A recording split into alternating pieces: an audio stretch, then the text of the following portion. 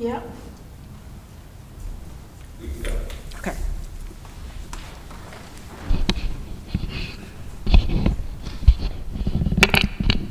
Stay up there.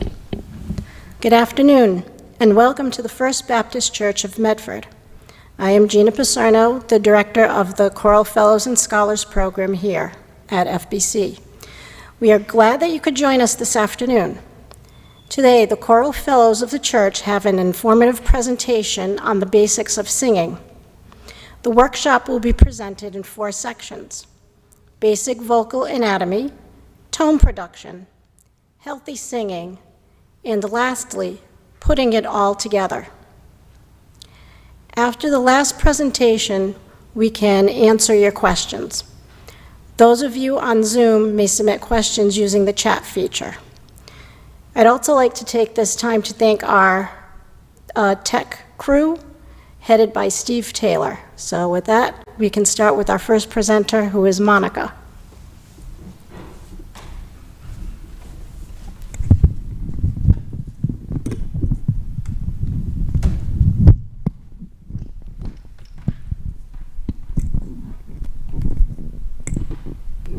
Okay, hi everyone. My name is Monica Rajan, and I'll be talking about some basic vocal anatomy. And don't worry, it's not going to be too in-depth like a biology class or anything like that. Is that good?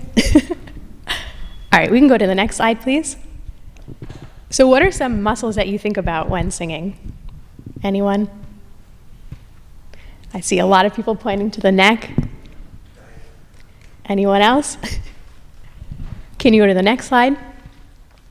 So a lot of people go straight to the neck, which totally makes sense. It's where your vocal cords are housed. But there are a lot of other passive muscles that help contribute to optimal vocal production. So the air will come either through the nose or the mouth, right here, and then through the trachea and the lungs, of course, which helps you to expand and release. But one of the most important muscles used is the diaphragm, and it's something that we don't really think about because it's very involuntary, and it mostly works very passively. It ascends and descends without us even thinking about it. But it's a really important tool to learn how to control your diaphragm, even if you're not singing. I'm sure a lot of us have had days when we're on the phone or talking a lot, and then you come home and you feel very tired.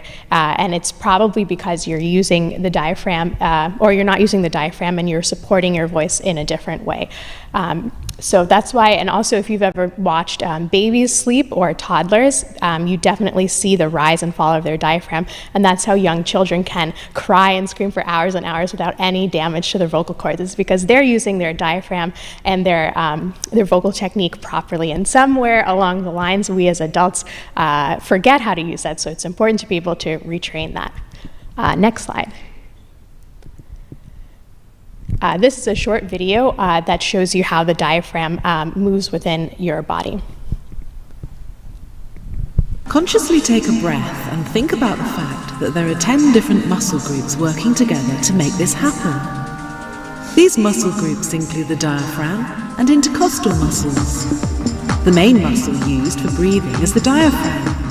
The diaphragm is a dome-shaped structure consisting of several large muscles, which is sandwiched between the chest cavity, containing the lungs and the rib cage, and the abdomen, containing the digestive system, including your stomach. Okay, sorry that it's sideways, but hopefully it gave you an idea about how the diaphragm moves. Next slide. Another important thing to consider when thinking about vocal anatomy are the intercostal muscles, which are the fibers that are located in between your rib cage. And one thing that I always forget is that your rib cage goes all the way up to your back, and so it's really important when you sing that the rib cage stays free and it's not locked. And of course, the vocal folds are 2 really small muscles here and here, and they expand and contract. They go taller when you're singing higher notes, and then they're shorter when you're singing lower notes. And what's really cool is that they move together kind of like a butterfly, and there are a lot of very interesting laryngoscopes that you can look up online that I decided not to include because everyone has a different level of comfort when it comes to watching medical procedures. But if you're interested, it's very cool to watch how the air moves through the vocal folds and they vibrate. So in lieu of that, I have another video, which is an MRI of a tenor singing Nessun Dorma, which is a very famous Puccini aria, and he's going to be singing it in 4 different ways. And so you can't see the vocal folds, but you'll be able to see the tongue and the soft palate and how they move depending on where he places the sound. All'alba vincerò, vincerò, vincerò. All'alba vincerò, vincerò, vincerò. All'alba vincerò, vincerò, vincerò. All'alba vincerò, vincerò, vincerò.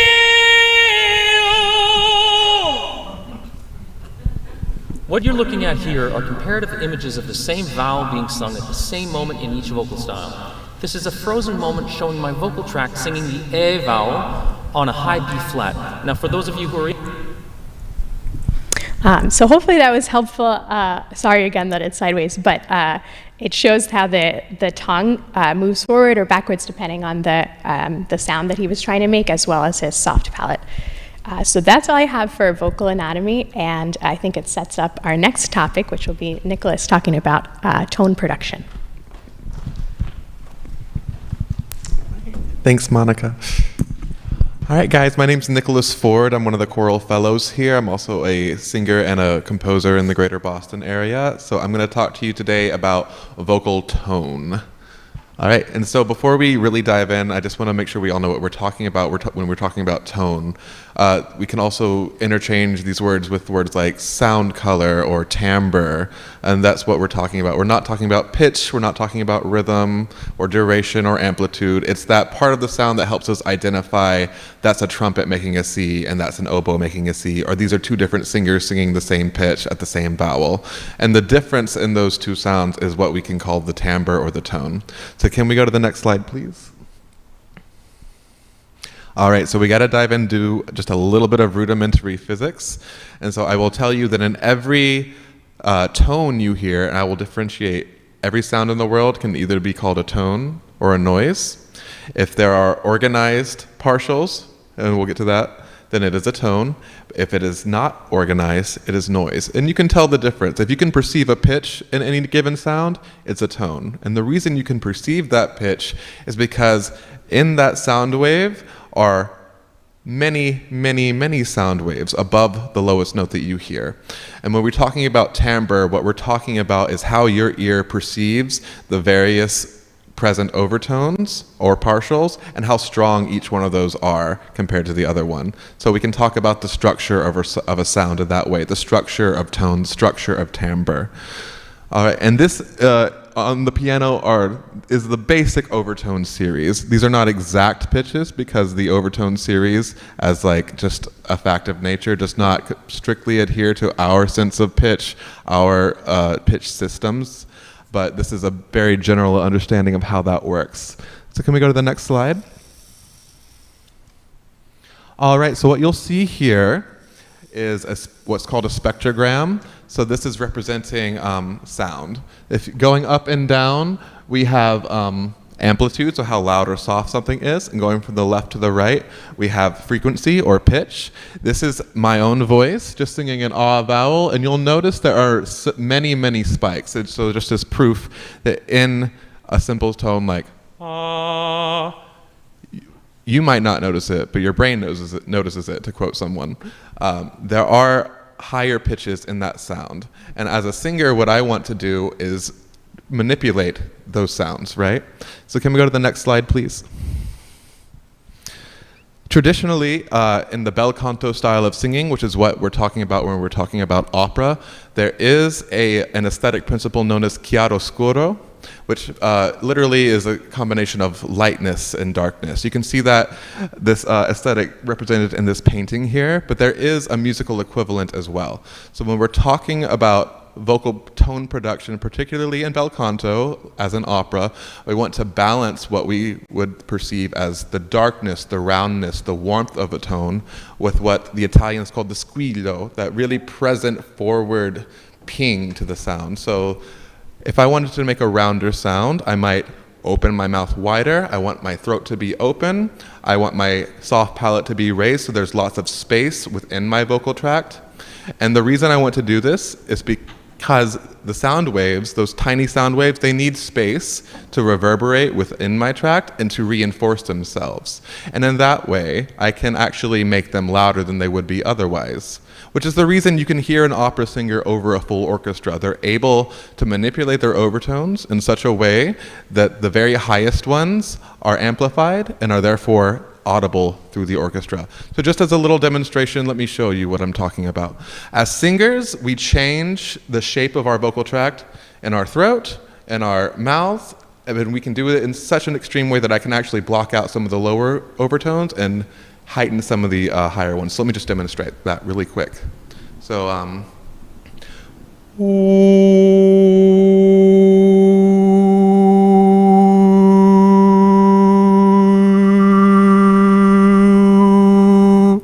so if you can hear those tiny little pitches up, all I'm doing is moving my tongue kind of precisely back and forth in my mouth. What this does is reinforce certain partials while blocking others, because just in the same way that any given length of string is predisposed to make a certain pitch, any particular space, like a room or like my vocal tract, can be tuned to reinforce a specific frequency. So as an opera singer, what we want to do, or as a bel canto singer, we want to keep a nice openness to our tone while also keeping what we call a forward tone, singing into the mask. And that's the term referencing what we feel physically in our bodies.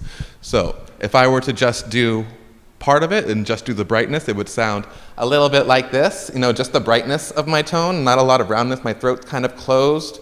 Or if I was to go too far the other direction, I might sound a little bit like Kermit the Frog, which was a problem for me when I was getting started off as a singer. But if we were to balance those two aspects, we have a sound a little more like this, where it is both pingy and round and warm. And that's the aesthetic principle that we're going for in bel canto singing, which is what you hear in most classical singing. Just jump to the next slide, please. As you can see, this is a chart I found just talking about various aesthetic principles of bel canto singing. As you can see, what we call the Chiaroscuro, or the resonance balance, is really just one part of this larger whole. These are not rules, but these are things that were valued in the singing style. And when we're talking about timbre, we're not only talking about the resonance balance, we're talking about every aspect of the sound that's not about rhythm, not about pitch, and not strictly about the amplitude of the actual sung pitch. And there are other ways to affect timbre. I could use too little air, so there's a lot more air in the tone. I could use too much air, so there's a lot of white noise in the tone. I could press my chords so that they're not vibrating efficiently, or anything. There's really no limit to this. And it's the reason that a lot of genres of music sound differently. It's the reason there's that twang in country, because their vowels are different. And vowels are just the shape of your mouth, and affecting the shape of my vocal tract is how I affect my timbre. And so when you're listening to a singer and you find something about them that really identifies them, that's what they're working with. They're working with the timbre of their instrument, and they're finding a unique way for them and their musical style to use that to the best of their abilities to communicate expressively. Can we jump to the last slide, please? And that's the point I wanted to arrive at as we conclude here, is that timbre is really the poetry for singers. We're able to take a phrase that was written 300 years ago and add something personal to it, because we're going to decide how that phrase is sung. Not just the pitch and the rhythm. It might be a little longer or shorter depending on tempi and things like that. But we're really going to have a poetic interpretation of that. So for example, if I'm going to sing the word darkness, I could go,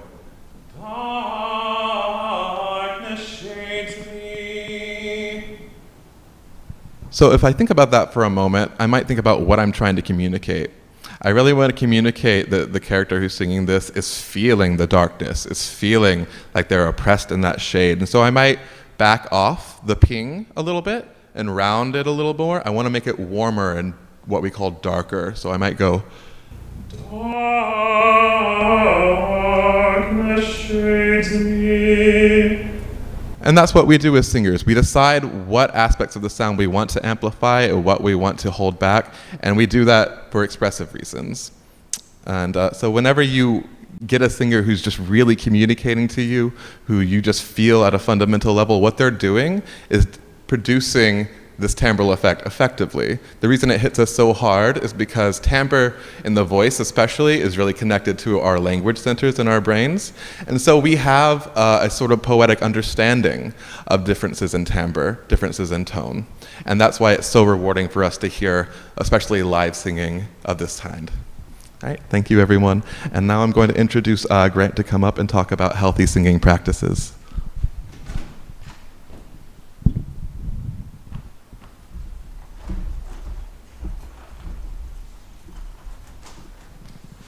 All right, thank you so much, Nicholas. So in this next part, I'm going to be talking to you all about some healthy singing habits. So can we go ahead and go to the first slide? All right, so before I talk about any specific habits, I want to just introduce two key ideas that are going to inform about what I'm about to tell you all. First of those ideas is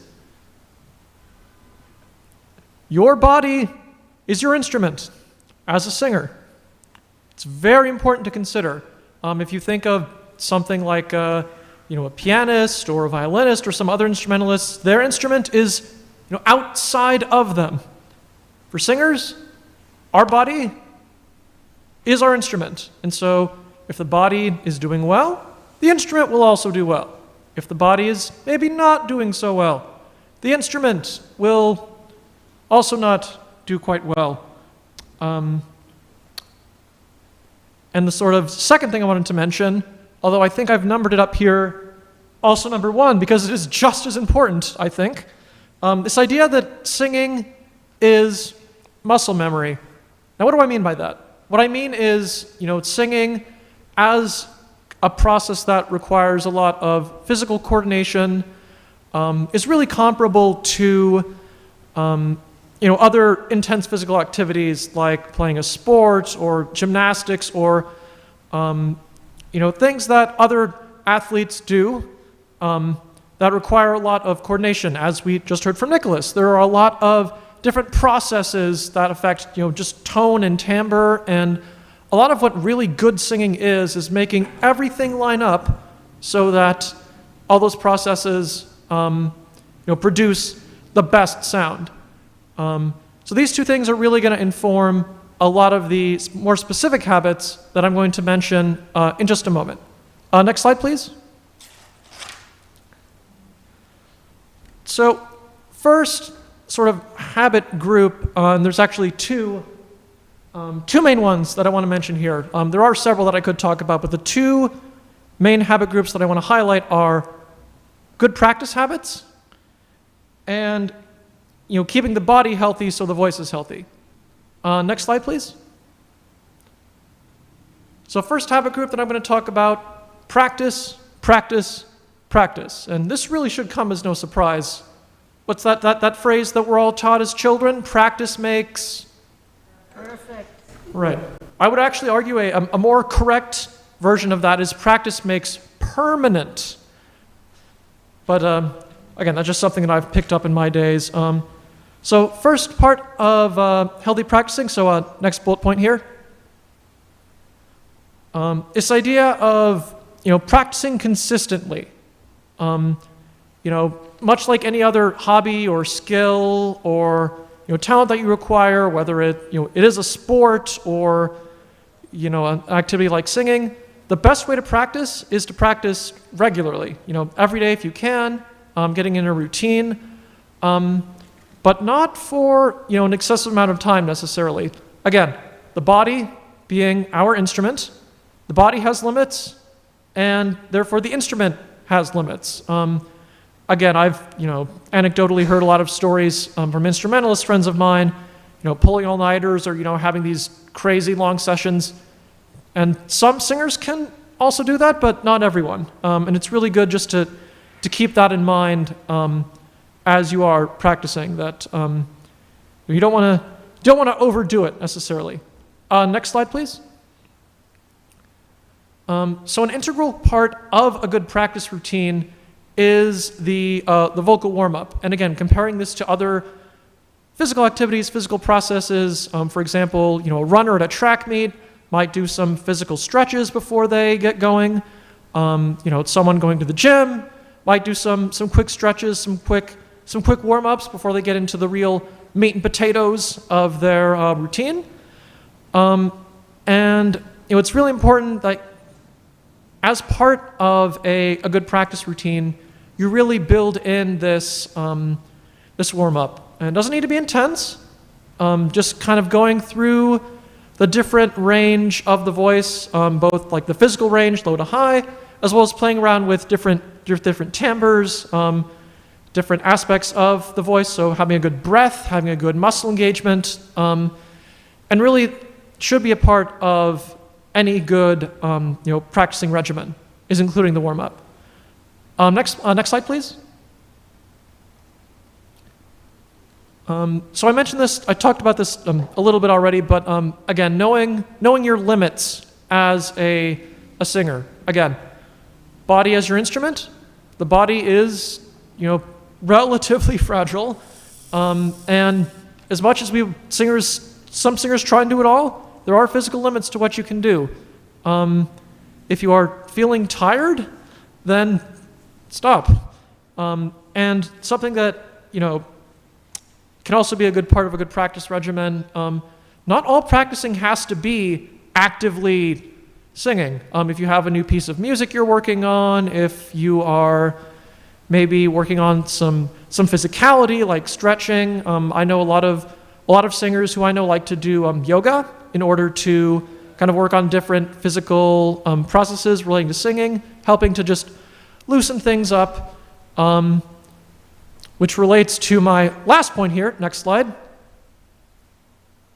is that if something feels wrong, it's probably wrong. Again, if the body has something wrong, you feel physically pained in singing, that may be a sign that either you're not doing something right or you might be tired out. Depending on what the problem is, it could be something to bring up to a voice teacher or a vocal coach, and if it's even more serious than that, you would want to talk to your doctor, because there are different things that can happen with the singing voice that could require more serious medical attention. But really, good vocal production and good singing should sound and feel easy, for lack of a better term. So all this has to do with having good practice routines and sort of being aware physically of how you can really optimize practicing. Next slide, please. So the other habit that I'm going to talk about, or habit group rather, is this idea of the healthy body contributing to the healthy voice. Just some general good things you can do for your body that are going to help your singing voice as well. First bullet point here. So again, pretty normal stuff. Eating healthy, drinking water, and sleeping. Things that are good for just general health, but will also really help the voice in a lot of different situations, particularly the hydrating aspect of this. And one specific thing about that that I'd like to mention is that people talk about like hydrating in terms of helping singing and vocal production. There is a little bit of a delay between if you ingest water and fluids and when it actually takes effect. So if you're feeling thirsty or dehydrated in the midst of maybe a practice session, it may already be too late. You want to anticipate that a little bit. Next slide, please. Exercise. So this, again, kind of goes hand in hand with my other point about singing as a physical process, as well as singing as muscle memory and being related to the body health as overall. one of the best things that you can do, again, just generally in health, is having a regular exercise routine, whether that's if that's lifting weights, if that's running, if it's playing a sport. Again, I know a lot of, speaking to a lot of singers I know like to do, cardio workouts or yoga or stretching, whatever works for you. Having that active body and really maintaining the engagement in a lot of those muscles is going to help the singing voice. Next slide, please. So Nicholas, I think, demonstrated this a little bit, but a lot of the good aspects of a singing voice can also be detected in a speaking voice. So making sure you are, placing the tone right, that you are, you're breathing, using the different muscles, which Monica mentioned. A lot of these same habits carry over. And particularly if you're in a particular role or, you have like another job or something that requires you to use your speaking voice a lot, you can really, do yourself a service by maintaining a lot of these habits in the speaking voice. And very last thing I want to mention, last slide, is that if you are sick, take appropriate measures. Rest yourself. If this pandemic has taught us absolutely nothing, it should teach us that, if you're sick, you should take that time in order to feel healthy. Again, healthy body, healthy voice. Unhealthy body, unhealthy voice. Speaking from my own personal experience, I've had multiple, instances where maybe I've wanted to practice or been trying to do something and it's, maybe it just doesn't work out because I'm sick or I'm stressed out or I'm, feeling tension. At that point, it's really, time to exercise some discretion, maybe step away from that for a little bit. So that's really all that I have to talk about here. Again, a few of these healthy habits here. I am now going to turn it over to Nasoma, who is going to sort of bring it all together in this last portion of our presentation here.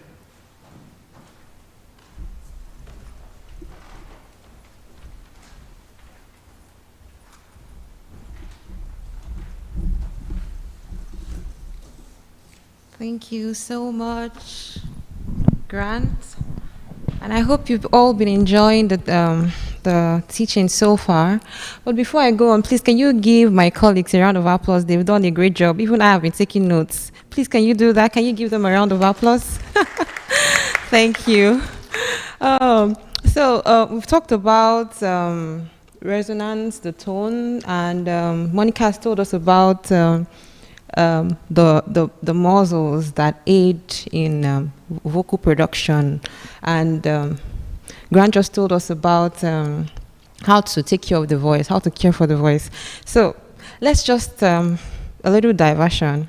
It makes me remember Lord of the Rings. The first one was the Fellowship of the Rings, and the second one was the Two Towers, and then the third one comes up, which is I think the Return of the King, and then you have Hobbit, which is more like the beginning.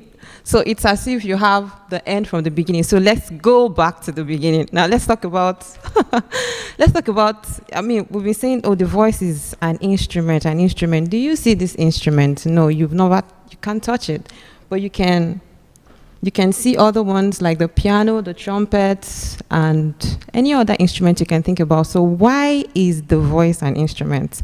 Okay, let's think about this. Now you have air around you, and you can't hold it, you can't feel it.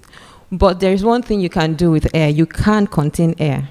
And when you contain it and when you begin to apply pressure on it, you can make it to do whatever you need it to do. You could produce a sound from it. So that's literally what your lungs does, and some of these muscles around here, situated here and around the chest cavity.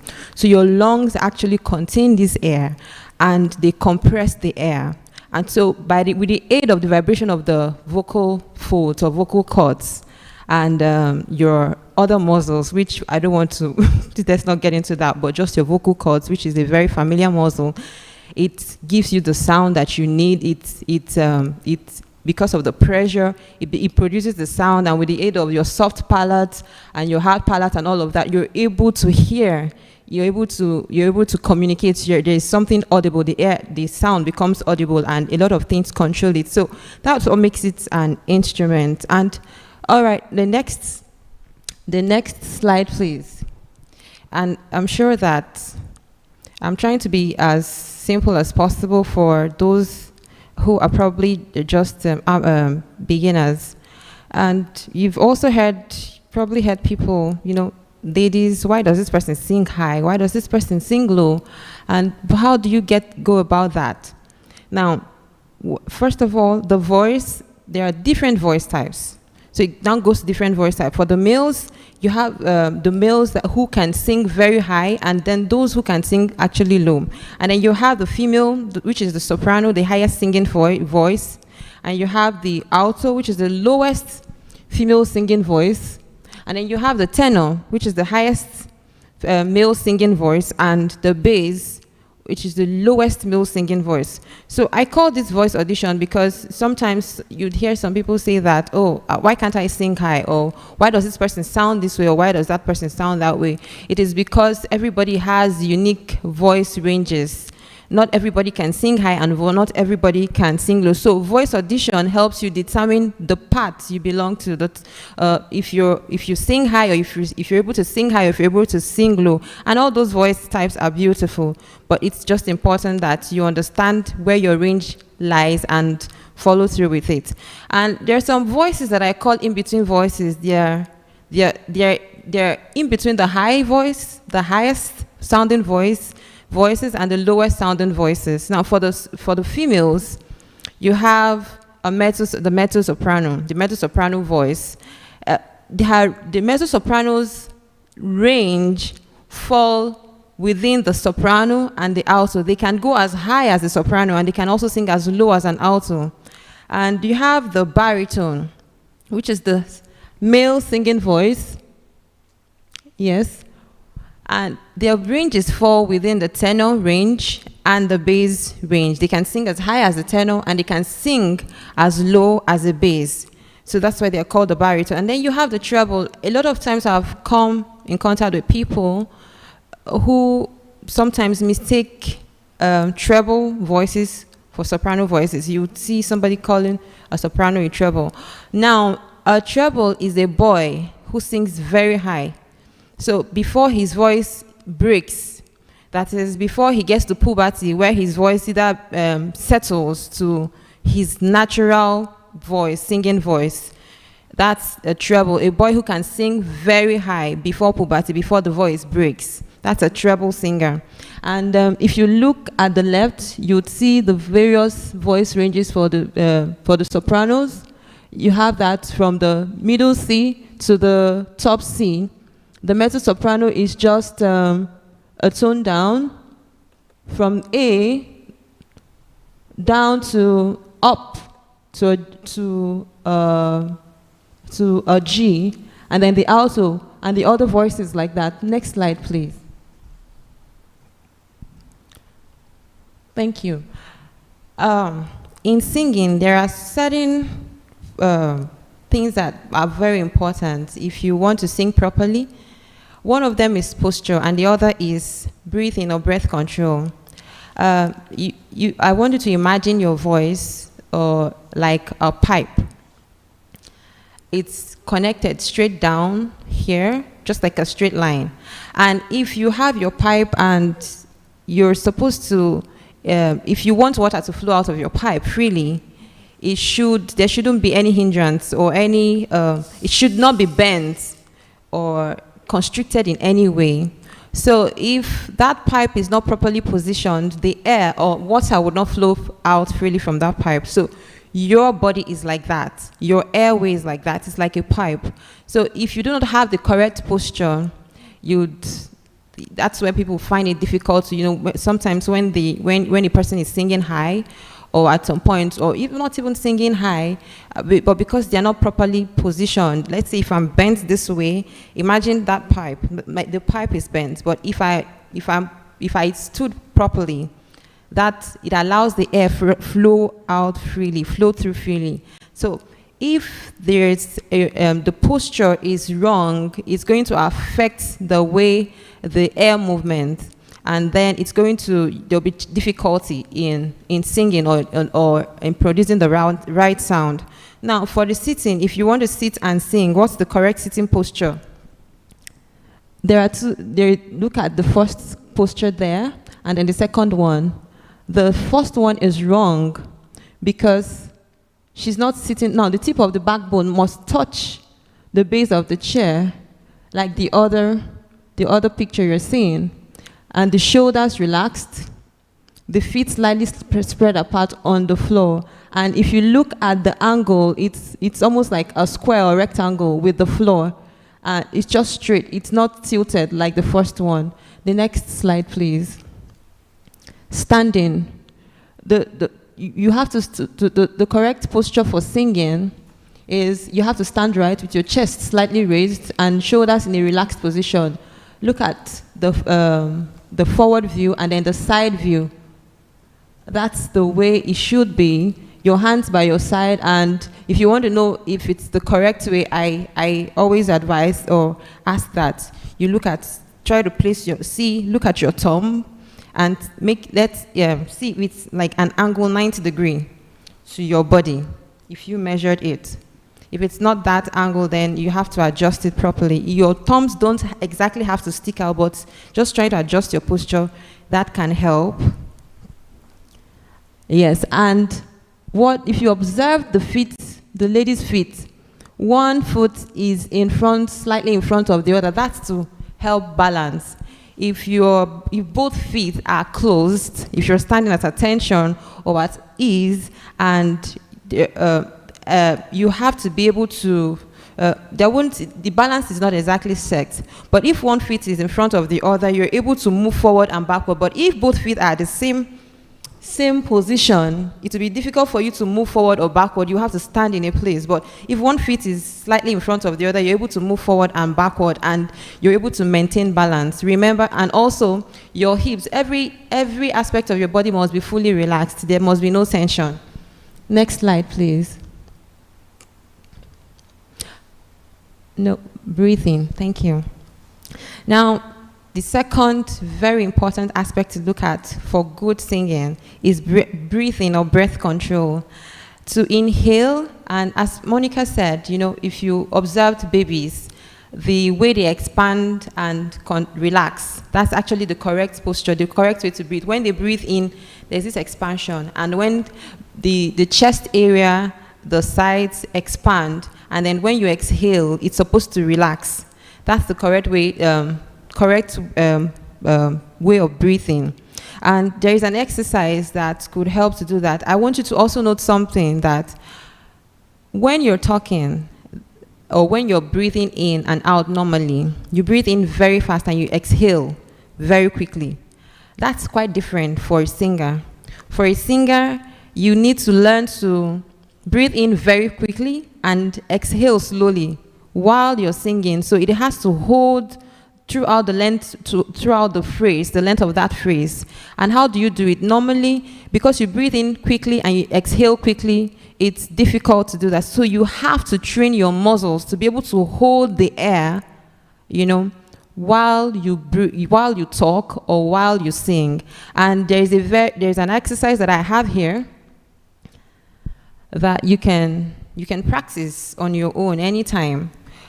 We can just quickly try that, just 1 second. So you can breathe in, you relax. Remember the posture, the sitting or the standing posture. Okay, then you breathe in, you inhale for 3 seconds.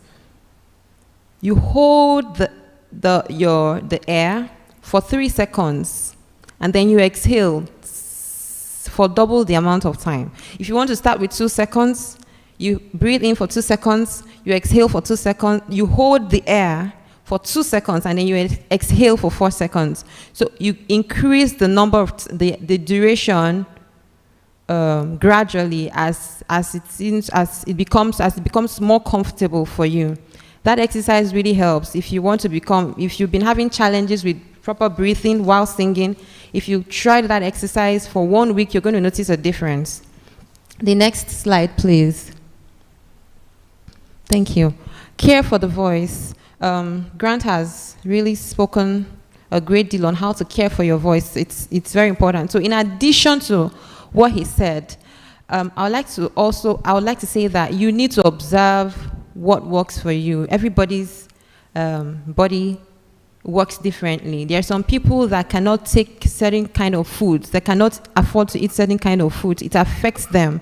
There are some people that react in a particular way when they're going through a particular phase. Let me say, for instance, ladies, when a lady is going through either her ovulating or the monthly period, sometimes for some ladies it affects their singing. So during that period, there are some people that it affects them so badly that they shift their singing times or arrangements, and some people it helps them plan the kind of medication to take.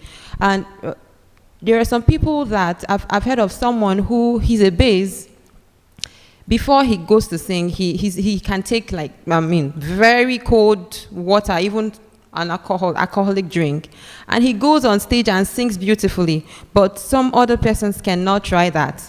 So, but one of the things I would always advise for maybe a soprano or an alto or any other person is, please avoid drinking fluids that are of extreme temperatures before performance, as they can cause phlegm, especially for high voices. You know, phlegms always get in the way when you're singing, and it will hinder the flexibility of the cords. If you took a substance that is very cold, it stiffens the cords. It makes it difficult for the cords to vibrate well. And if your cords are not vibrating well, it will be difficult. You'll find a lot of difficulty in singing. Do not sing over noise or amplifiers. If you do that, you're going to strain your voice, and it's going to cause some damage to your cords, because you're going to be overworking those cords and causing unnecessary friction on the cords. Yeah. One important thing before we move to the next slide is that I've heard some people tell me that, I should, they want to go to YouTube. I've heard comments about people going to YouTube, to go and check up vocal exercises and all of that. It is good, but I don't advise that. Anybody who wants to learn an instrument, or I always tell them to please seek somebody, an expert in that field. Why? It's not every vocal exercise that is appropriate for you. It's not every vocal exercise that is okay for your voice. Now you have to understand that you go to bed. When you want to retire to bed, your voice goes to bed before you. Your voice sleeps before you, and then your voice wakes up after you. So that's why when you wake up a lot of times, you find out that sometimes it's difficult for you to sing. You have to do some exercises to get that voice up and running. Now, if you went on YouTube, there are 1,001 exercises, and you can pick up an exercise that it is meant for a voice that is already warmed up. An exercise that you're supposed to do, maybe out of 1 to 10 exercises, like you're supposed to follow those exercises step by step, and then you do number 10 when you've not even, instead of number 1, you're going to end up damaging your cords. So I always advise, please seek the help of a voice instructor, somebody who has an understanding of how the voice works, and do the right exercise at the right time, and for the right voice type, and for the right level. There are some exercises that are meant for professionals, advanced voices. As a beginner voice, you cannot do that. You're only going to be causing yourself a lot of, you're going to be hurting or damaging your voice, as the case may be. Yeah, we're wrapping up now, and I mentioned some of the exercises that are a few exercises you can do. Now, for the warm-up exercise, if you just woke up, and you can do some lip bubbles, at least that would help to ease and release the tension around your neck, and enable you begin to, move higher. And as you are the exercise, please don't start from your lowest notes. I've seen people when they want to start their exercises, they start from their highest notes. No, please start. It's just like you want to wake a baby up. You don't smack that baby.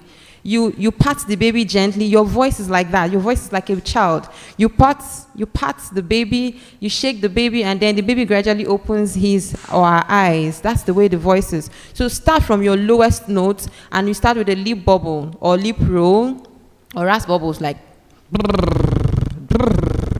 You can start with that, and then you gradually go up the scale like that. Stop at a fifth, then come down. When you notice that there is that you feel more comfortable around that range, then you can gradually increase the range of your exercise. Yawn regularly. Yawning actually helps a great deal. When you yawn, the way your mouth looks inside, the openness you feel inside when you yawn, that's the way you should feel when you're singing. Yawn and yawning helps relax the muscles too around the face, around the facial area. So one of the ways that helped me, and I also prescribe it to people, is I try to yawn intentionally this time. So I stand in front of a mirror, which I'm also prescribing to you. You stand in front of a mirror, and then you try to initiate a yawn. When you get to the peak, before you relax, hold it there, and then look at yourself in the mirror. You can use a torch, either your phone's torchlight, a flashlight, or whatever, and look at how the mouth looks, your tongue, the position of the tongue, the position of your uvula. When you yawn, when you get to the peak of your yawn, actually your uvula goes up. And a lot of times why you have some constrictions or difficulty in singing properly is because there isn't enough passage for the air to flow in and out freely. So when you yawn, your uvula goes up, and it gives more. There is more space for the air to flow through. And if you remember the video that Monica showed us, I advise that you go back and watch these videos again. If you notice the man that was singing, there was an openness around the throat. It is something that it has to be practiced. It doesn't just happen. So the yawn helps you build that feeling, how to keep your uvula raised when you're singing. So, yeah. Yeah, please, if you want to show it, go ahead. Look at the uvula, look at it. Can you see it raised? By the time he sings high, it is raised.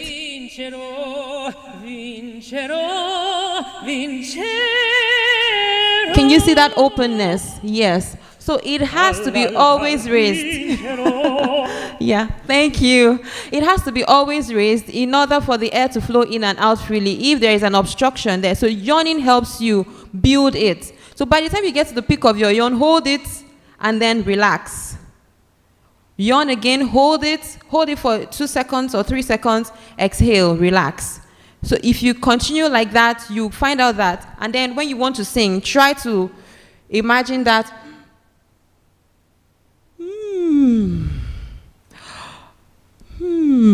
So when you want to sing, now imagine immediately, you just imagine that posture of the mouth, how it feels, and then sing. You notice you're going to sound better, and you notice the free flow of air. And then other things like diction and can come into play. But so that well, there's a whole lot. Talking about the voices, it would take a long time. But I'm just going to stop here today, and please go through all the slides, and at your own time you can also look up a lot of a few more details.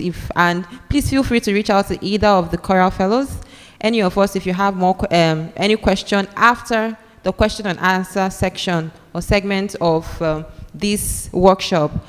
Before I round off, I would like to, I said something about the body and vocal warm-up exercises.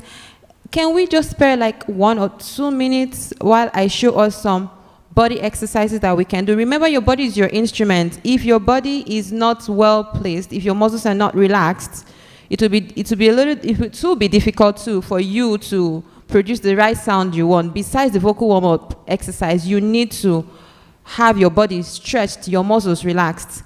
And I'm going to show us a few of those exercises just in 1 minute. I'm just going to show you. So at your spare time, please do. You can try those exercises, and it doesn't take more than 10 minutes every day. So to relax the muscles of the face and the neck, what I just do is first of all, I try to massage here, up and down gently, okay? And then the other way around, I bend my neck and then I try to massage it upwards, okay? And then the next thing I do is I try to rotate anti-clockwise gently 5 times, and the other way 5 times. I try to turn this way, my jaw in line with my left shoulder. I hold it for a few seconds, and then I turn the other way in line with my right shoulder. I hold it for a few seconds, and then the next thing I try to do is I massage my temple this way, up and down. I'm just rushing it because of the time. And then there's this particular joint that holds your skull. It connects it to your backbone. That joint is called your AO joint. You massage it as well. Here it is. Here. So you try to massage that, trace your backbone, trace those bones down your neck and up your neck. And then the next one I try to do is I bend slightly this way, slightly, and then I try to pat my ribs like I'm waking it up. Wake up, wake up, wake up. And then the next way, I bend the other way. You can bend as far as you can go. You don't have to bend as far as I am bending, just as far as your body is able to go. And then you bend forward, you bend backward as far as you can go. And then you try this, rotate your hips anti-clockwise, okay? 5 times, repeat it, clockwise motion 5 times. And then the next one I try to do is I try to stretch my whole body. I try to reach for the sky, go beyond the sky, reach for the moon. I'm trying to reach my goals, reach for the moon, and look at my toes. Okay, I'm sorry, you can't see my toes, but my toes are pointed, so I'm standing on my toes, and I'm stretching, I'm trying to reach for the moon. Yeah, and then I let it drop. And gradually,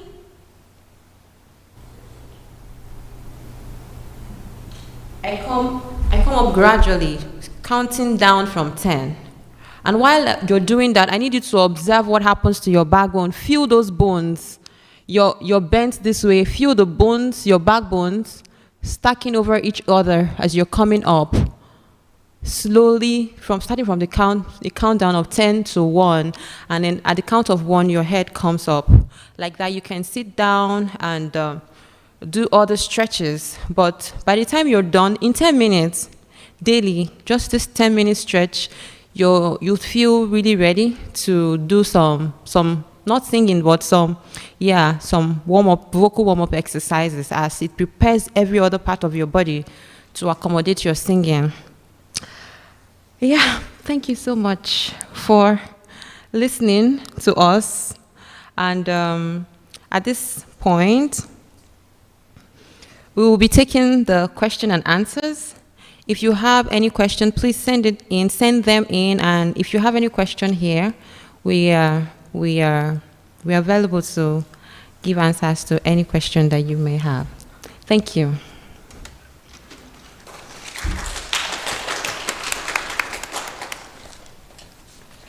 Any questions?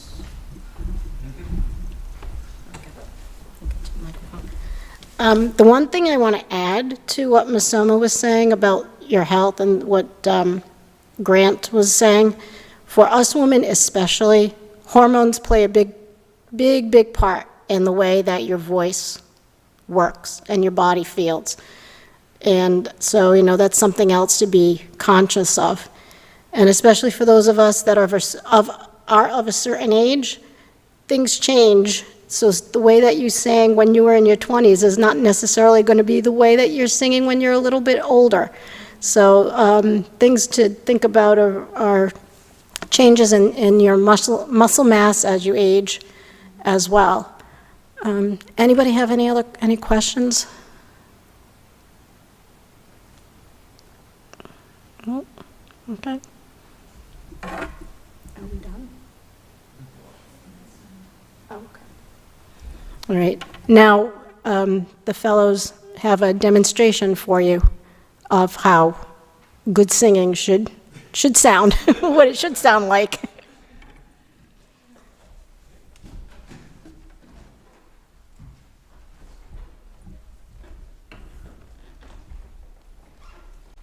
Thank you once again. Now, I would like you to pay attention. I would please not ask that you don't just listen to us, but also pay attention to what is going on. Look at the movements of the mouth when at the points where the choir breathes. Pay attention to what happens around the chest region.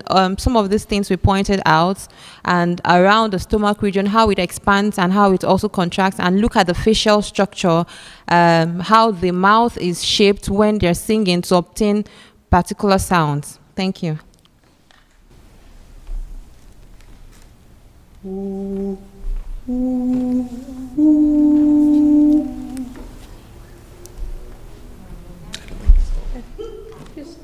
That's fine. Yeah. Just from there.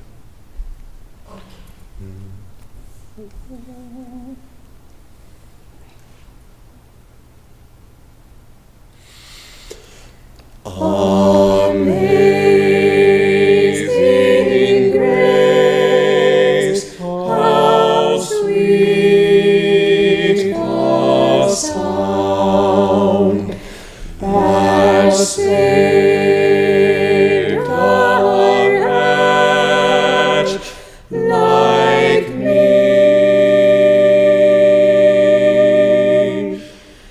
I was lost, but now am found. Was blind, but now I see. 'Twas grace that taught my heart to fear, and grace my fears relieved.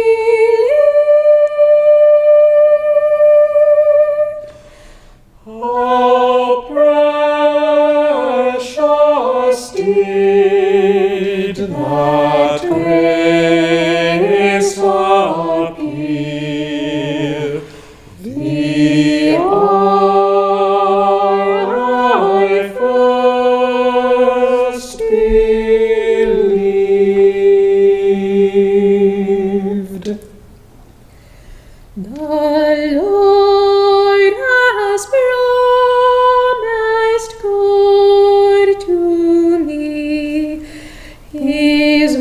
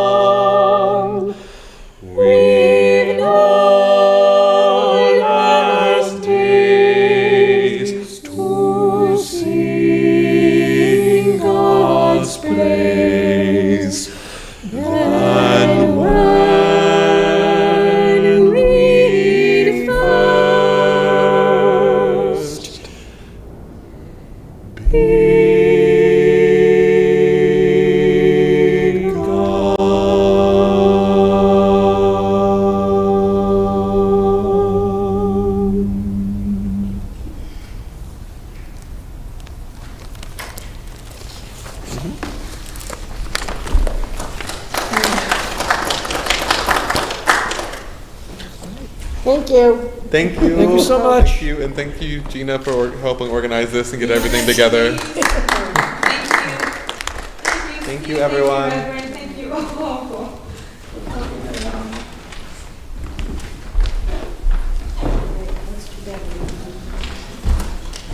Oh.